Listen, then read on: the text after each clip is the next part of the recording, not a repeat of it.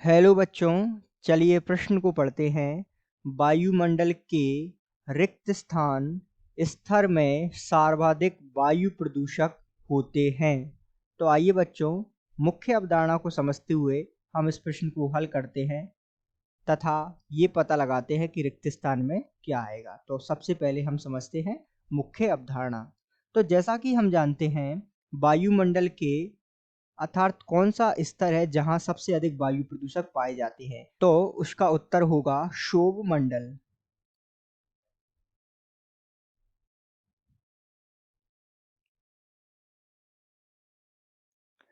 जिसे जो है हम ट्रोपोस्फियर के नाम से भी जानते हैं।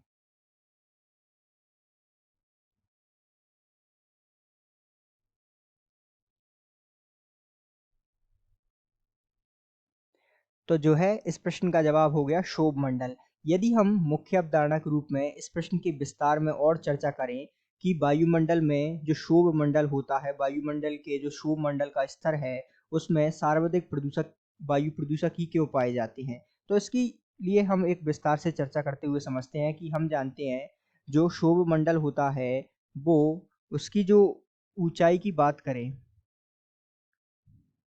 तो इसकी ऊंचाई जो है 0 से 10 किमी के बीच की होती है। अर्थात सौरमंडल 0 से 10 किमी के बीच का होता है और इसी में जो है पृथ्वी के सबसे अधिक नजदीक होने के कारण जो है इसी में सबसे अधिक वायु प्रदूषक पाए जाते हैं।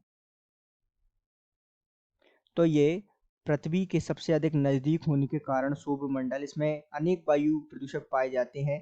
जैसे कि कुछ का उदाहरण हम देखें, नाइट्रोजन के ऑक्साइड मान लेते हैं। नाइट्रोजन के ऑक्साइड भी जो है वायु प्रदूषक होते हैं।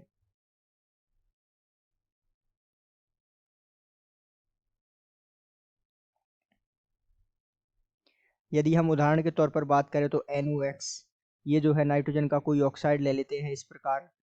इसी प्रकार यदि हम बात करें कुछ अन्य वायु प्रदूषकों की तो सल्फर के ऑक्साइड।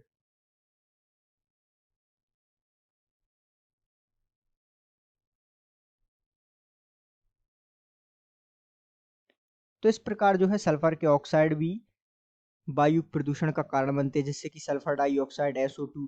इसी प्रकार अन्य प्रकार के जो है वायु प्रदूषक, अम्ल वर्षा जो है वायु प्रदूषक होती है। तो इस प्रकार के जो है कारक किसमें पाए जाते हैं, अर्थात इस प्रकार के जो वायु प्रदूषक कारक हैं वो क्षोभ मंडल में पाए जाते हैं, जिसे ट्रोपोस्फियर भी कहते हैं, जिसकी ऊंचाई 0 से 10 किमी के बीच की होती है। तो इस प्रश्न का उत्तर हो गया वायुमंडल के क्षोभ मंडल स्तर, अर्थात वायुमंडल के क्षोभ मंडल स्तर में सर्वाधिक वायु प्रदूषक होते हैं। तो आशा करते हैं आपको समझ आया होगा। धन्यवाद।